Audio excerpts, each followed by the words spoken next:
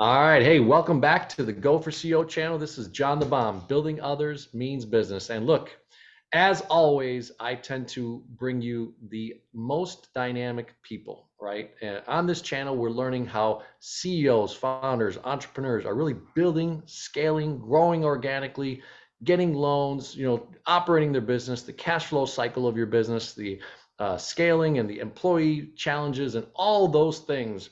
Well, look, I've got a pretty big winner here. So Amy Williams, I got a chance to meet on Clubhouse, the app, and over a year later, I finally got her on the channel, and you're going to be super excited because she is the founder and CEO of AB Unlimited worldwide. So you're talking to a business that does business all around the world. She's actually in Canada right now at one of her homes. So super excited to have you, Miss Amy Williams. How are you? I'm doing great. It's a beautiful day here in British Columbia, and I'm looking out, seeing bright blue sky, some clouds, some green, and some ocean. Well, I love the humble brag. So, well, awesome, awesome. And look, ladies and gentlemen, the cool thing about this world that we live in is that we'll meet people online, we'll form relationships, we'll form communication, we'll form just connections. And then all of a sudden, every once in a while, you get a chance for that person that you either fly into their town or they fly into your town. And 2 weeks ago, I had the humbling experience to meet Amy and some of the other people that we've had a chance to really make some connections. So again, I'm super excited. So let's dive into it. AB Unlimited Worldwide. Amy, we like to always share, that ideation stage. How did you start thinking about this business? Where did it come from? Where did you come from? Corporate, all that type of stuff. And give us a little insight of kind of those beginning days of how you thought the idea. And then obviously we'll share with the audience the different other dynamics of the business. So take it away. Thank you so much. It was really, we just fell into it, but it really stemmed from a vision that my husband, Brian Williams, had.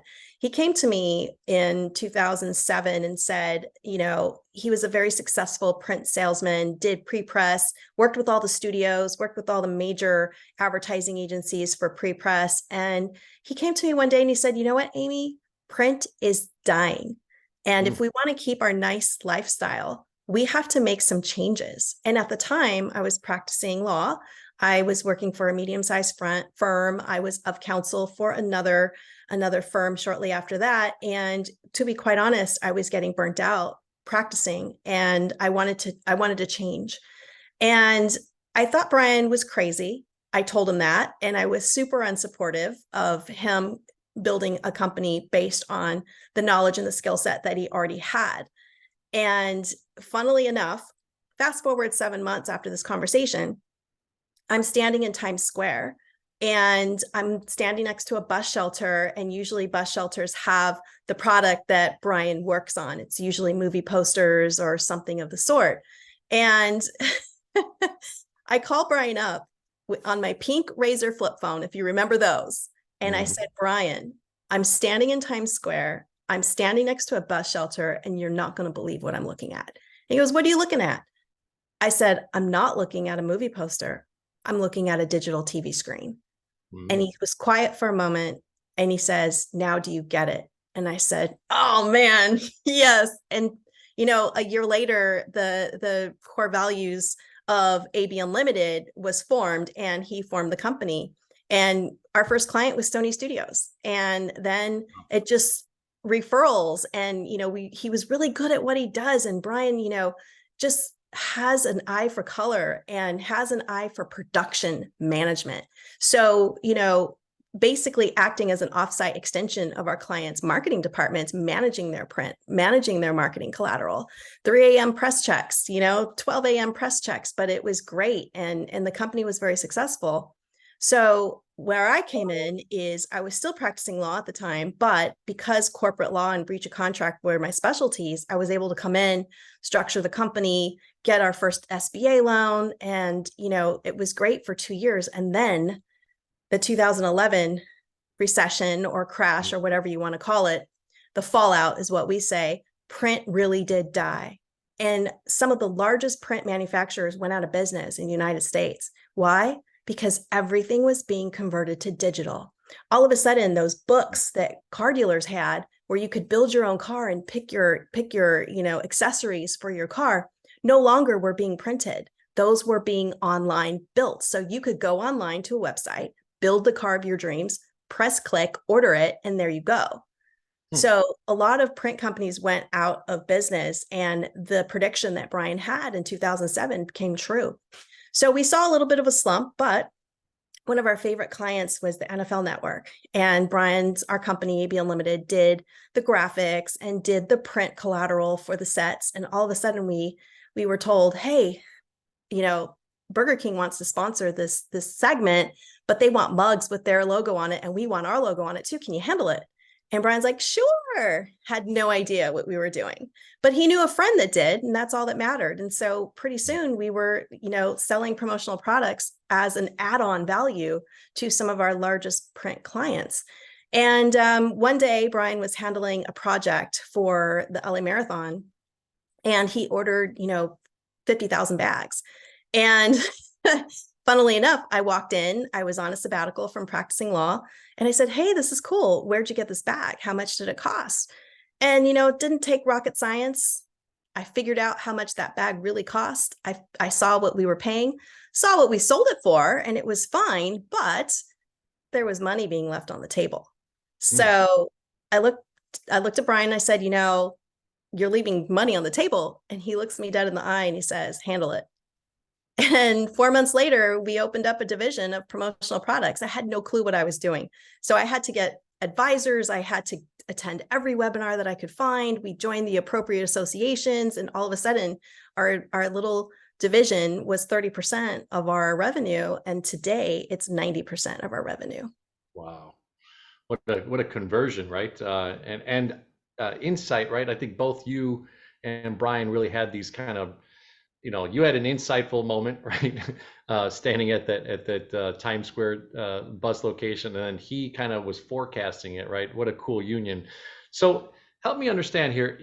Obviously he had been in that print space. Actually, the other day was at a newsstand by happenstance inside of a Jewel, and I saw the Chicago Tribune that used to be like this big and this thick, is like literally a little square. I was like, I hadn't even ever noticed that. Yep. How small it is now. So it's like a little mini kid book almost. But so you saw an opportunity, right? Tell our community in Go for CEO, because I think that's one of the things is you mentioned, hey, well, Brian knew someone, and then I took 4 months and I dove into it. So what was some of the research, some of the ways that you got in? You mentioned associations. How did you find that to be effective to really start to then be able to be aware of how to source it, how to grow it, how to get the clients, all that type of stuff? So it was interesting because my first association that we joined was Printing Association in Southern California. And I went to every webinar they had, and they had a little offshoot called Women in Print. And even though we did have a print brokerage, we were also doing promotional products, which is a different animal than actual ink on paper printing. But I attended every single one of their webinars. And one of the most impactful webinars that I remember attending was a woman who owned a printing company in Southern California. And it was the good, the bad, and the ugly of being an entrepreneur, of what happens. That 2011 recession that I spoke about really hit her hard. And, she said, there are tough decisions that you have to make. Yes, this is your service. This is what you provide to the world, but you're also wearing another hat, and that's as owner. And there are things that you need to realize as owner, and things that you need to do as owner, decisions that you have to make as owner that have nothing to do with the product that you're selling to your client. So it really opened my eyes to, okay, we need to find out what's going on. How can we make this foundation the structure of our company? How can we make sure that we're on solid ground? And I just asked people for help, and people wanted to give me help. Besides the SBA loan that we had, we one of our first mentors was at Disney. And there are two individuals at Disney that really took us under their wing and said, hey, this is what you need to do. And the first woman, her name was Arnice Lamb, and she was a beautiful woman who took the time for a little vendor. We were nobodies, right? She took the time to really counsel us, and she has since passed, but I will never forget the lessons that our mentors gave us. And the first thing that she said was, Amy, you need to get a hold of your supply chain. then come back and see me. And so that's what we did. Our particular company is different than most promo companies because we only work with 30 suppliers. We don't have time to babysit. We don't have time to deal with code red projects. We want to make sure that our supply chain is handled and that when I pick up the phone and they see it's Amy calling, they answer it and they said, okay, let's figure this out. And that is one of our biggest KPIs, to be honest, not our revenue. It's our interaction with our supply chain. That's so interesting, right? So did you take the approach of not only calling, but did you visit? Did you do walkthroughs? How did you start to determine from probably a few hundred, I would think, suppliers that are out there that are in this marketplace to determine who you were going to, I guess, put a standard of the way that you did and wanted to do business? We do walkthroughs. In fact, all of our suppliers, I would think with the exception of maybe 2 that I have not done a walkthrough, we have met personally with their executive team, oftentimes with the owner. There was one supplier that we do business with where we actually played on a softball team with him for many years. So I'm on a first name basis with really the top team of these suppliers because you have to be. It's the relationship that move mountains when you have a difficult project. And that's one thing that I learned. And one of my favorite suppliers, I remember meeting with the executive VP of that particular supplier. We had a project that was snake bit. And just no matter what we did, this project was not working out. And I was mad. And I was really, I was like, one of those people saying, yeah, what's going on and da da da, and just going off the rails. And he sat me down and he goes, you know what, Amy, we're a partner to you and you're a partner to us. And there are certain things that are going to happen with projects. And you have to decide, is this something that you're going to throw a relationship over because of a mistake, even though it was a hefty mistake? Or do you have that relationship and value that person and try to work on a solution together? And I never forgot that advice because he was so right. And I've always carried that lesson number 2 with me for the last 10 years, because when something goes, everybody's your best friend when something goes right. Are they your best friend when something goes wrong? How do you handle that situation? How do you handle the crisis management? For an order for promotional products, for a large company, they're ordering thousands and thousands of units, hundreds of thousands of dollars are on the line. How do you handle that resolution? So one of those lessons that I learned early on was really valuing that give and take with our supply chain. And that's why they're the most important thing. They're the most important thing in our world. No, yeah, I mean, it's truly the lifeblood of your business, right? And you decided at a very early stage to really have, it sounds like a truly impactful relationship, a magnetic one, but then also when you thought the bandwidth of problem through, it sounded like not only from a mentor perspective or just a good, great supplier shared with you an idea, and then you kind of, seems like you learned from that and be able to then have a resolution for stuff, right? So, so just to take it back a little bit, you mentioned SBA. I happen to be in that game. So I'd love to just understand, because I think that beginning part is really interesting, right? You had Brian make the decision. You guys have this epiphany with you in New York. You start the business. It's mostly in his space. And then you brought a dynamic to that. But from the beginning of kind of the outlay of funds, was the SBA integral in the way that you started the business for working capital, for the way that you, I guess, got some initial inventory in? How did that work for you? Well, we didn't actually get the SBA loan until 4 years after we opened up the company. So we Oh, were wow. self-funded, and we Oh, started wow. our company with an $11,000 credit limit credit card. And that's Okay. how we started the company.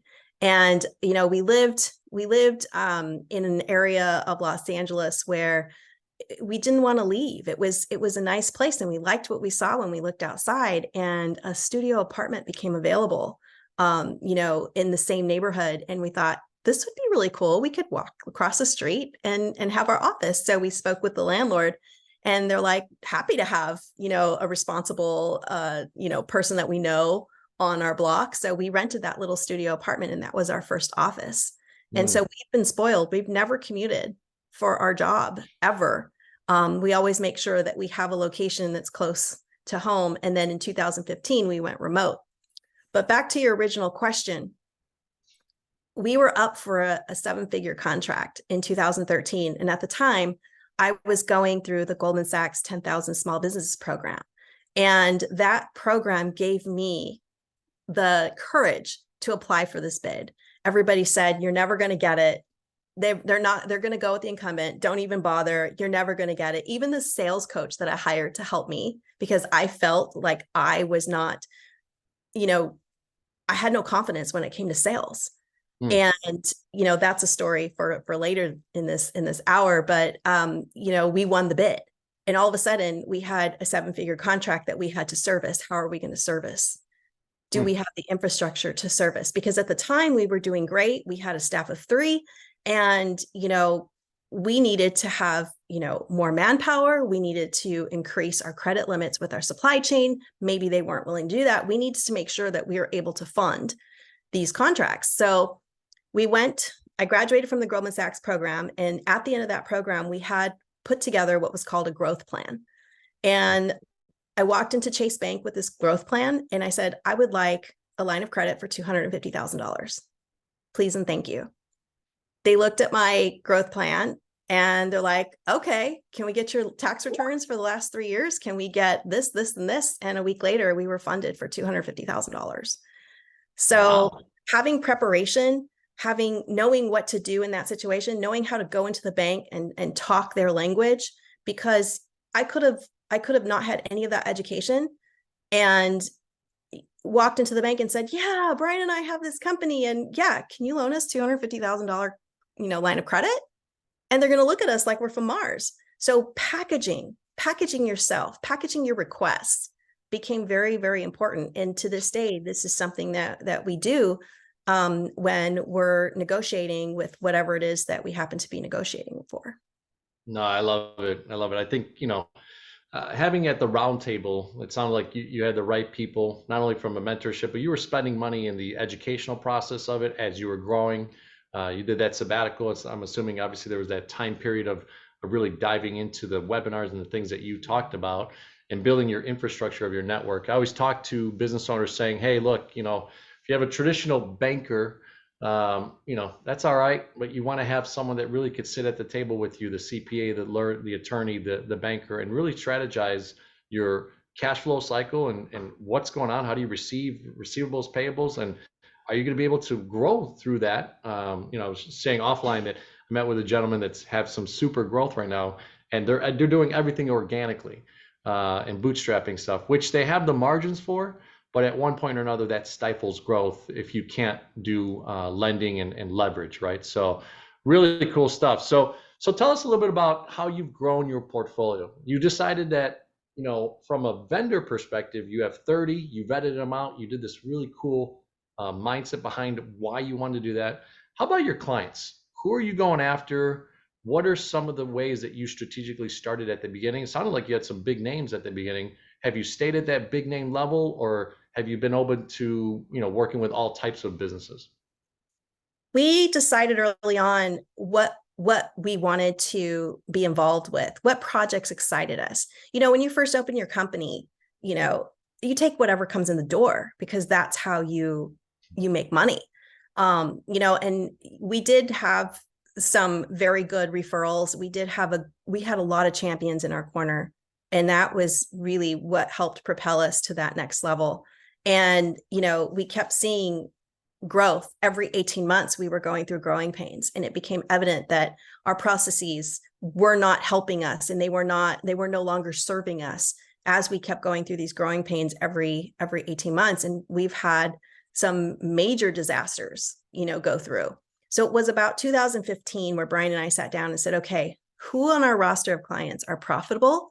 What are we doing that's making them profitable for us? And what are the clients that are not profitable for us? So we went through this list and we cut 30% of our client roster. It was a very scary feeling to do that, but we did it.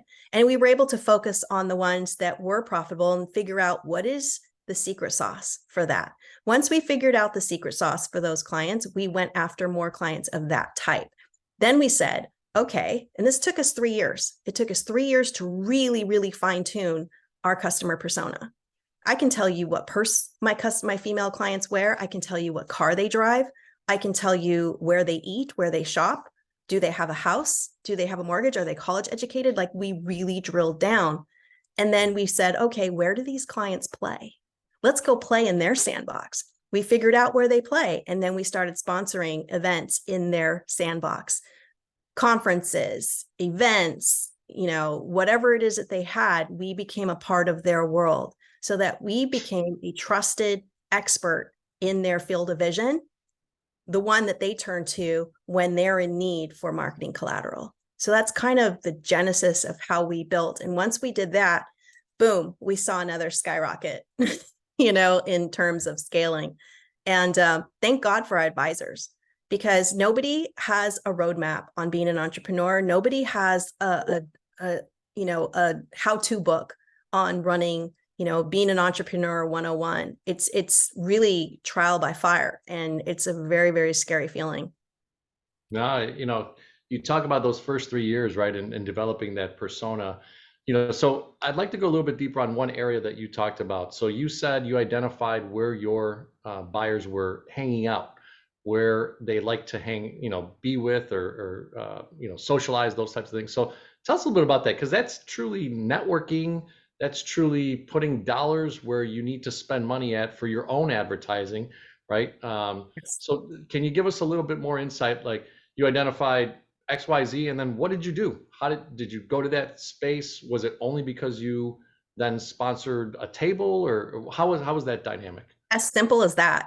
As simple as that. And I can give you an example that happened literally this last year.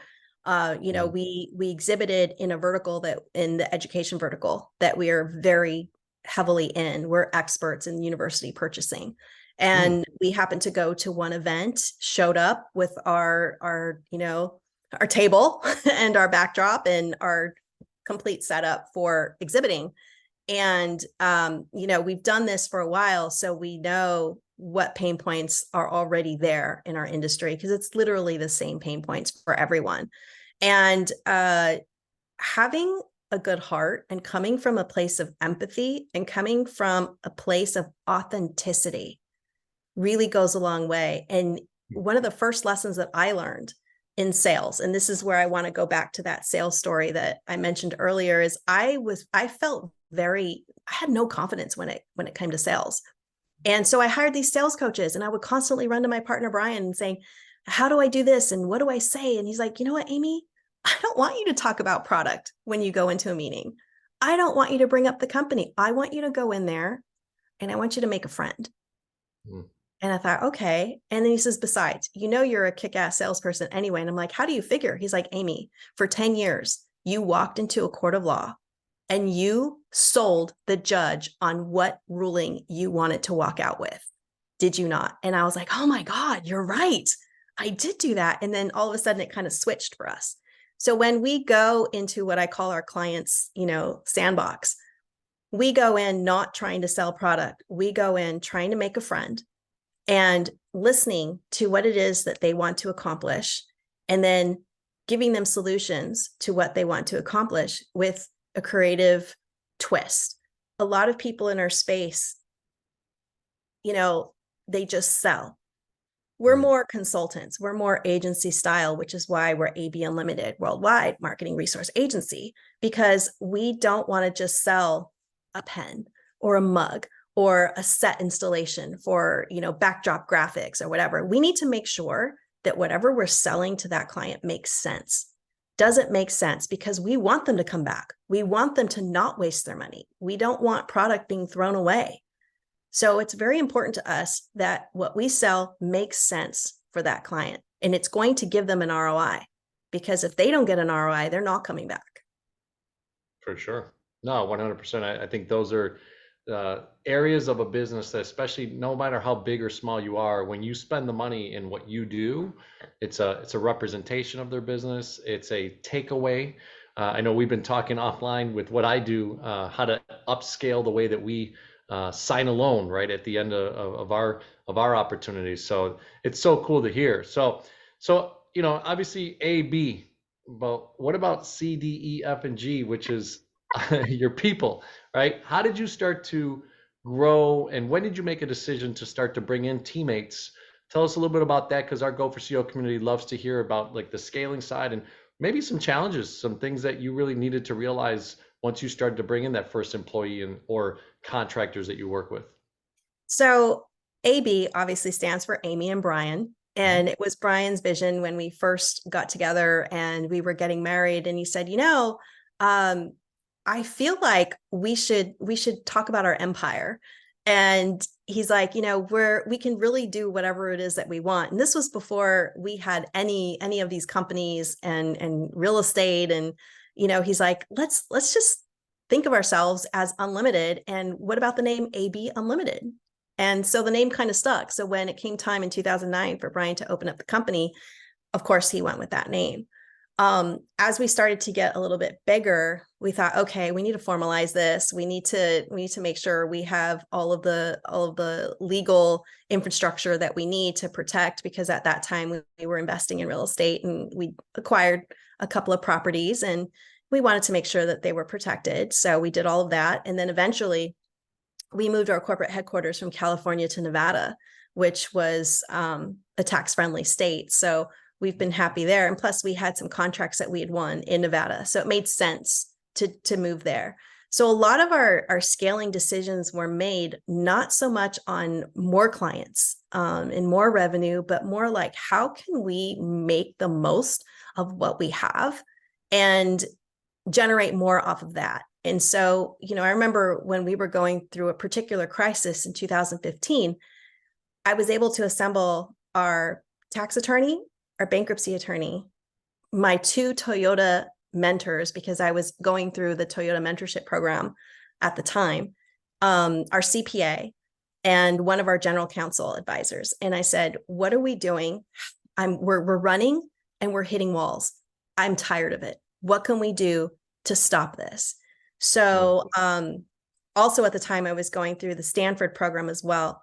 And so I had a mentor, a really great mentor, who was the manager of a family fund with billions of dollars. And she was able to weigh in as well. And so the CPA says, okay, we're going to move the corporation from California to Nevada. And then we're going to do this, this, and this. And then the general counsel comes in and says, you're good, you're okay.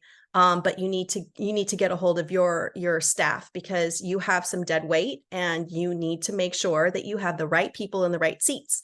And that's what I learned in the Stanford program, is making sure we didn't have any broken windows. And the book by Huggy Rao, Scaling Up Excellence, was huge in our lives, because we were studying under Huggy Rao in the Stanford program.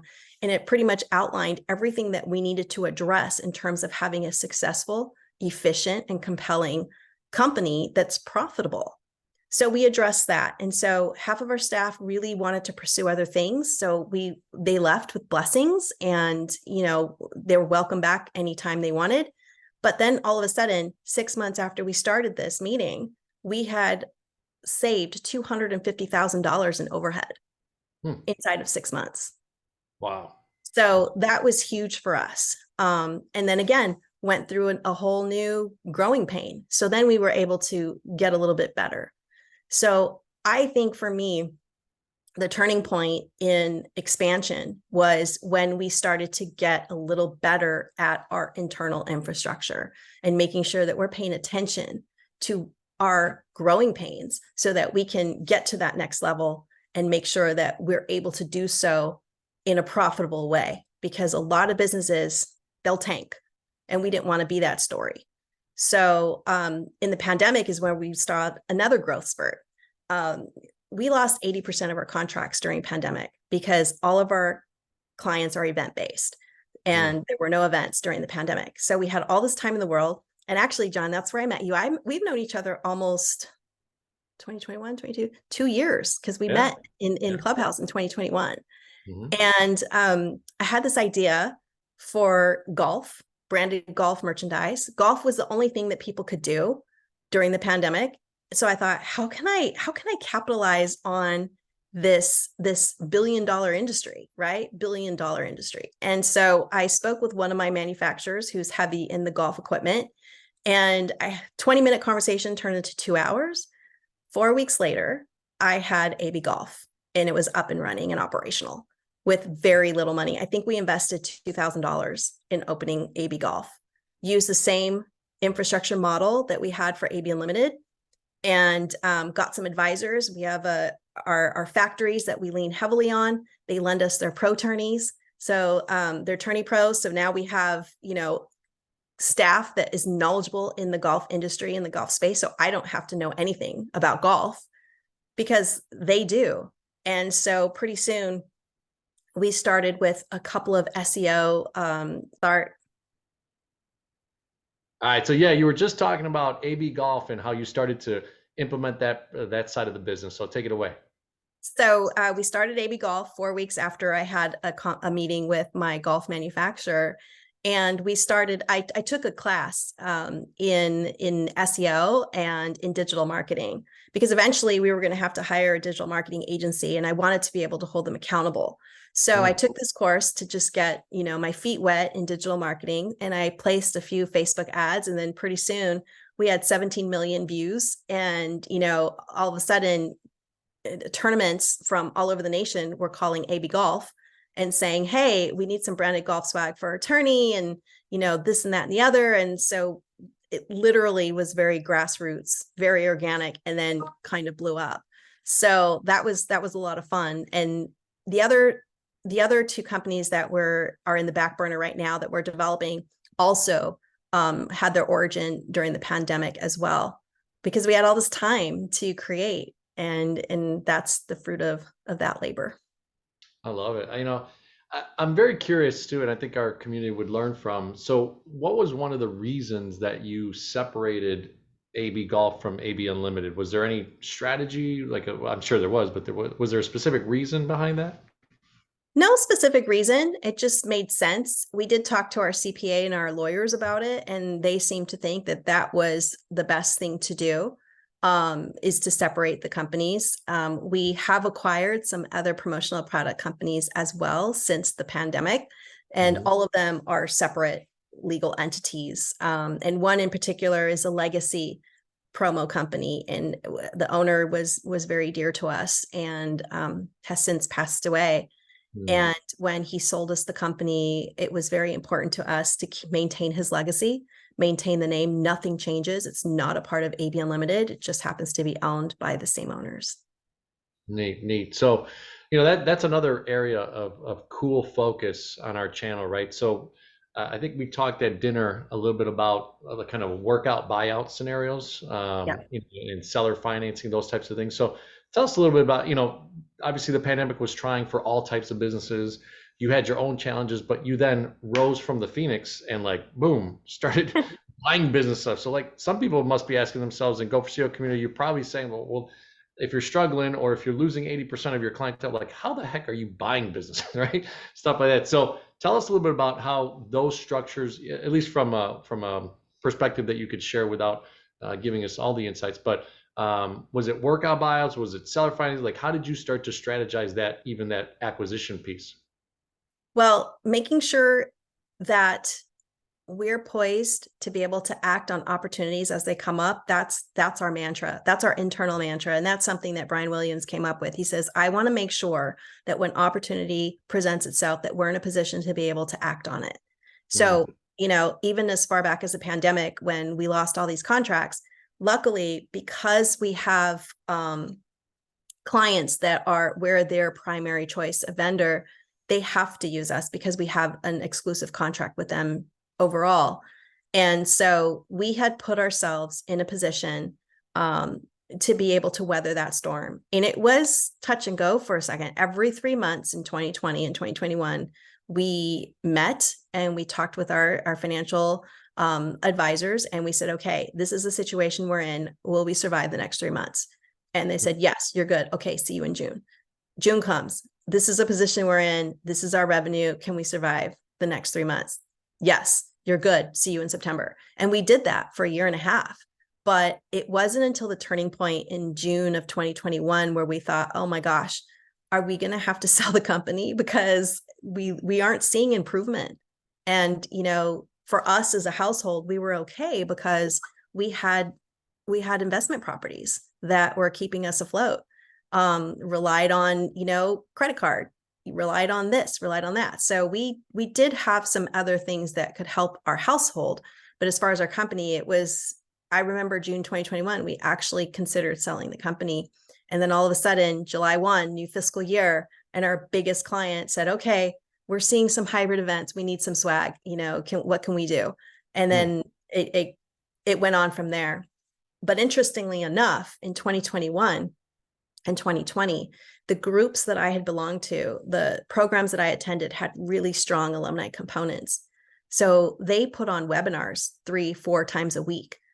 I must have attended 4 webinars a week for a solid year, And what I started doing, besides panicking, because we didn't want to panic, we looked at who was attending these webinars. Who are attending these webinars?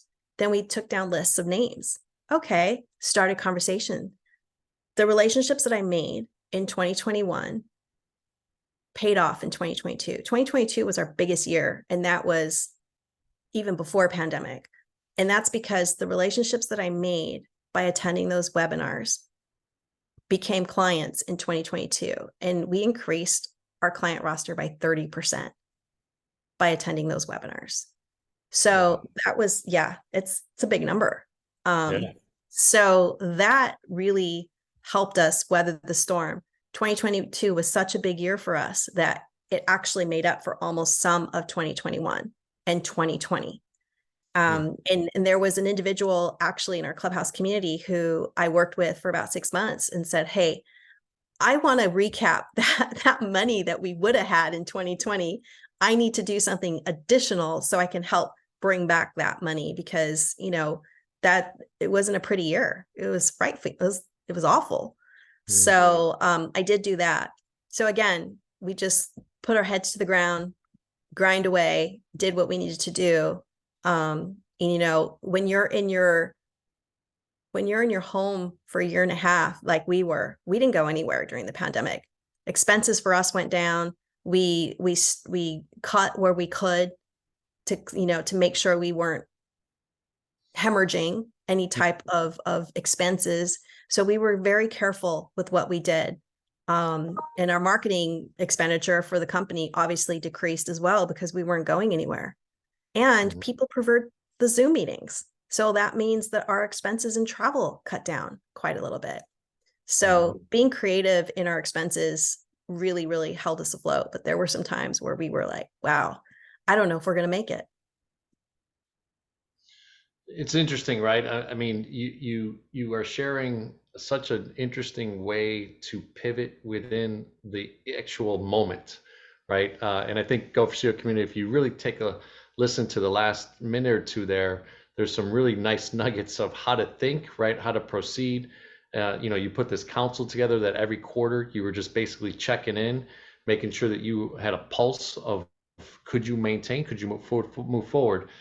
Give us a little bit of insight, only because I do want to trail you back to the question, which I love the insight that you just gave, but the acquisition part. So did the acquisition start then in June of 21 once you kind of resurfaced and felt strong, or was it in the midst that you also saw opportunities to then bring in those, maybe it could have been failing, competitors, those types of things?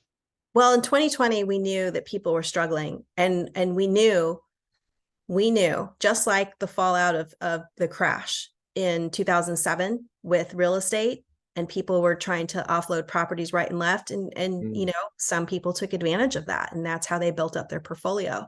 Sure. Same kind of thing with the pandemic. We knew that there were going to be some of our peers in the industry that weren't going to make it.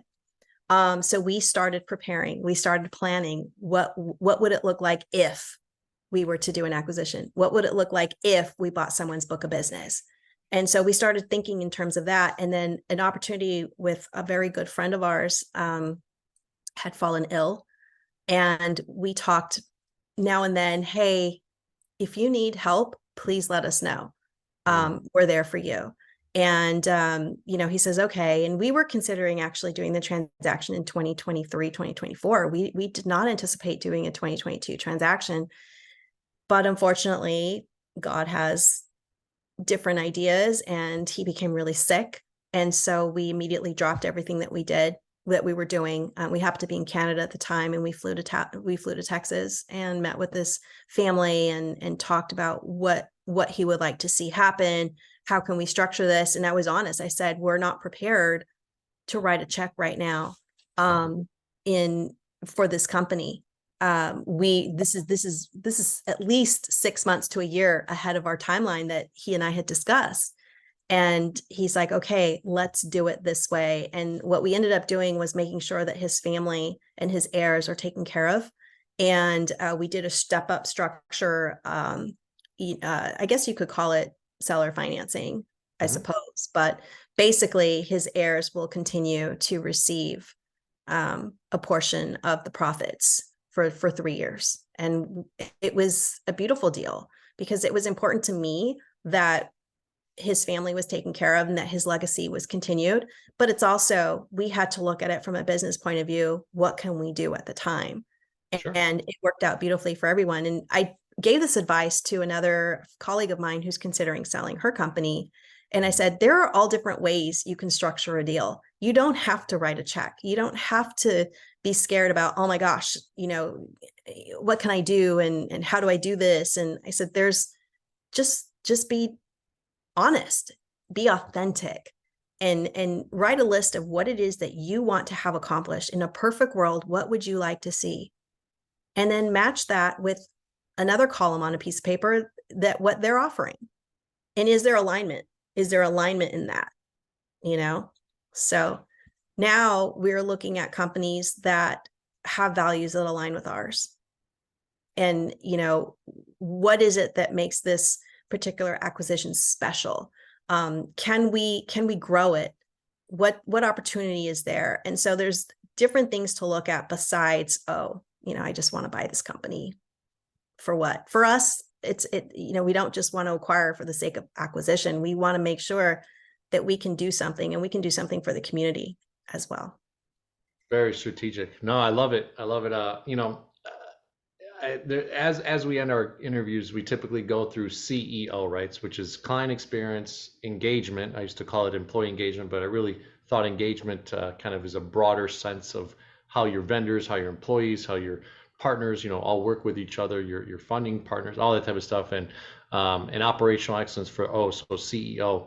But I do have to ask you this because I think it's really interesting. Throughout this whole interview, you've shared, I went to this webinar, I got this coach, I went to the Stanford thing, I went to this, what's the financial institution that you just thought, Goldman Sachs, 10,000 Goldman small. Sachs, right? I mean, Goldman Sachs is obviously a big name. So can you give us 30 seconds? Because I think that will be our next interview. I'd love to go through that process that you go through, because I think entrepreneurs, CEOs, founders, all of us, right, should always have a learning mindset, right? It should always be a growing mindset so that we're never dying, right? We're not becoming, a ripe banana. We should always be green and growing. But it's so huge that you mentioned that so many times. And I know when we had dinner, you challenged me to some things. So I'm looking into those foundations and stuff like that. But can you give us 30 seconds on how do you determine, you're so busy, you're trying to build a business, when are you finding time, and why did you pick those areas? Were they to just refine certain skills, or I guess that would be a huge part of this interview. One of our third mantras and core values internally for Brian and myself is bigger, better, faster, stronger. And we don't know everything. And we've made huge mistakes with our company. We've had some huge victories with our company. And honestly, we don't give up mindset. So these educational programs were important for us because we didn't know what we didn't know, starting with that first mentor from Disney. And then, we became minority certified, women business owned certified. And all of a sudden, these organizations are there to help us. They're there to provide education and opportunities for us to get better at what we do and run our companies better. So I first did the Goldman Sachs program. A friend of a friend mentioned it. A woman that I highly respect, one of my first mentors. And so I did that program. Had no idea what was going to happen with that program, but That program was the best thing. It took basically a 2-year MBA program into 4 months and taught by some of the best instructors with curriculum that's by Babson and Harvard. Sign me up, and it was free, you know? And then the Southern California Minority Development Council awarded me a scholarship that was funded by Wells Fargo for me to go to Dartmouth for a week and take the Tuck Executive Education Program, you know, a $10,000, $15,000 program that I got to go and attend and meet with 80 other entrepreneurs and learn from, you know, Dartmouth Tuck School of Business staff.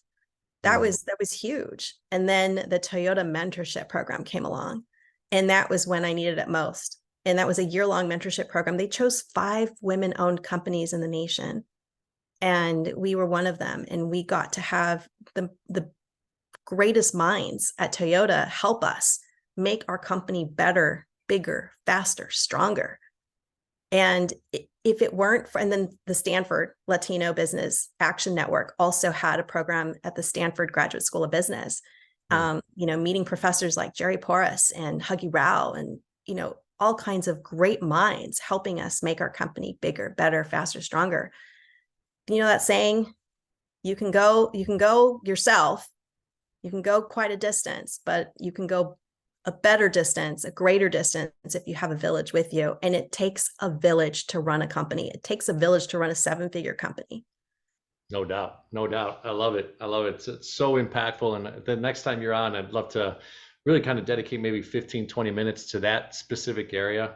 I think it's really interesting when you have those opportunities. I think a lot of people don't even know that that should be a part of your daily and let's say yearly business plan per se, right? To have these sections of times, and maybe even like you said, you know, you got some scholarships, got some opportunities through some associations, you learned about things, and then you're willing to plug in pretty quickly. So, you know, so also important. It's also important to give back, because I decided early on the mistakes that I made. It was important that other companies didn't make those same mistakes, because mistakes that we made, people could have gone bankrupt, lose their homes, affect their families, affect their communities. It's a circle, John.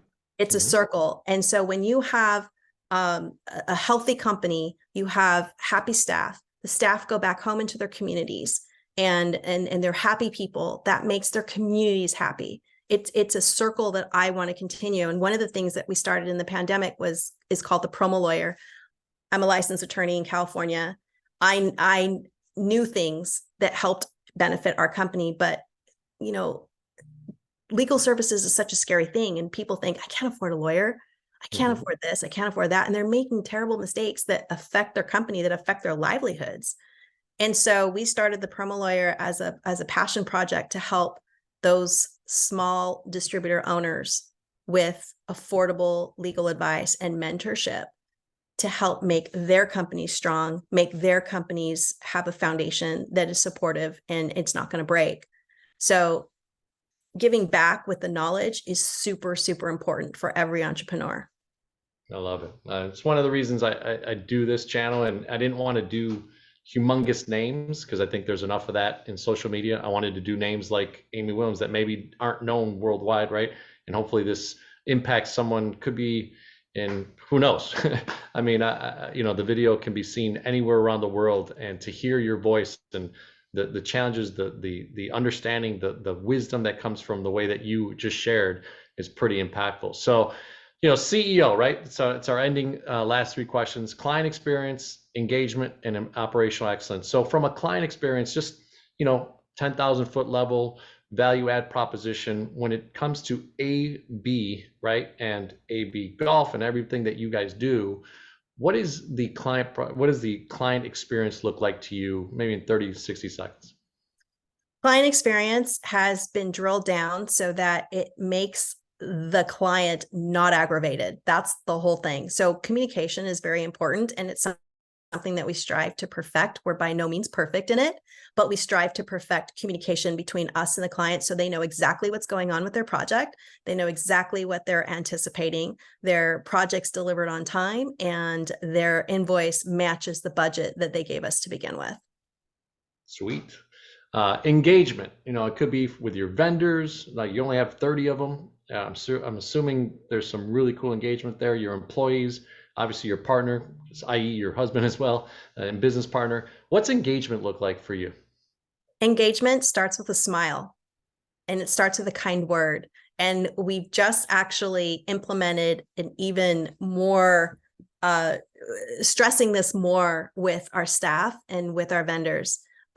So it literally starts with a smile, whether it's on the phone, in your voice, or on a Zoom call, whatever.